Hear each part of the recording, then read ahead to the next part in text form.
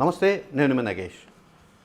వివాదాలకు కేంద్రమైన assembly deputy speaker Raghurama Krishnam Raju గారు మరో వివాదానికి తెరలేపారు. ఆయన ఏ నిర్ణయం తీసుకున్నా కూడా కాస్త సంచలనంగానే ఉంటుంది.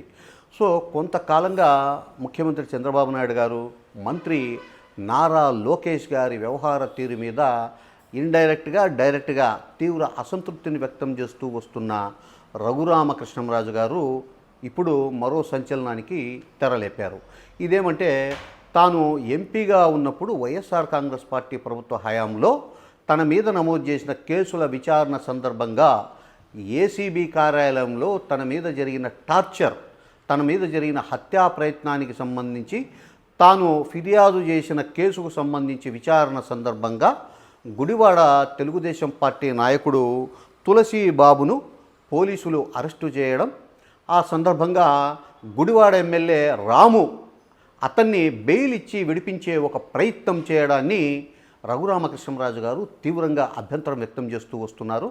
అలాగే తనను కస్టోడియల్ టార్చర్కు గురి చేసిన అప్పటి ఏసీబీ ఇన్ఛార్జ్ సునీల్ కుమార్ గారి మీద అస్సలు చర్యలు తీసుకోకుండా ప్రభుత్వం చాలా నిర్లక్ష్యంగా వ్యవహరిస్తుంది. ఆయన మీద చర్యలు తీసుకునే ఉద్దేశం కూడా ప్రభుత్వానికి కనపడడం లేదు.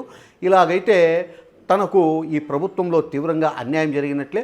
నా నియోజకవర్గానికి పోతే ప్రజలు నీకు నువ్వే న్యాయం చేసుకోలేకపోతున్నావు, మాకేం చేస్తావు అని చెప్పి నా ముఖం మీద ఉమ్మేస్తున్నారు అని చెప్పేసి ఈ మధ్య సంచలన ఆరోపణలు చేస్తూ ఇండైరెక్ట్గా ముఖ్యమంత్రి మీద, నారా లోకేష్ గారి మీద తీవ్రమైన అసంతృప్తిని వ్యక్తం చేశారు. సో ఇప్పుడు ఇదే కేసుకు సంబంధించి పోలీసులు అరెస్ట్ చేసిన తులసి బాబు హైకోర్టులో బెయిల్ పిటిషన్ వేశారు. సో శాసనసభ ఉపసభాపతిగా ఉన్న రఘురామకృష్ణమరాజు గారు ఈ వ్యవహారానికి సంబంధించి ఈ బెయిల్ పిటిషన్లో హైకోర్టులో ఇంప్లీడ్ అయ్యారు. తులసి బాబుకు హైకోర్టు బెయిల్ మంజూరు చేస్తే తనను లక్ష్యంగా చేసుకొని తనను ఇబ్బంది పెడతారు, తనకు ప్రాణహాని కూడా ఉంటుందని చెప్పేసి కోర్టు దృష్టికి తీసుకొని ద్వారా ఒక సంచలనానికి దారితీశారు. సో ఈ కేసు విచారణలో తులసిబాబు పోలీసులకు అసలు సహకరించడం లేదు, ఇది నిజము, పోలీసులు దాఖలు చేసిన రిమాండ్ రిపోర్ట్లో ఈ విషయం స్పష్టంగా ఉంది అని చెప్పేసి రఘురామకృష్ణమరాజు గారు కోర్టు దృష్టికి తెచ్చారు.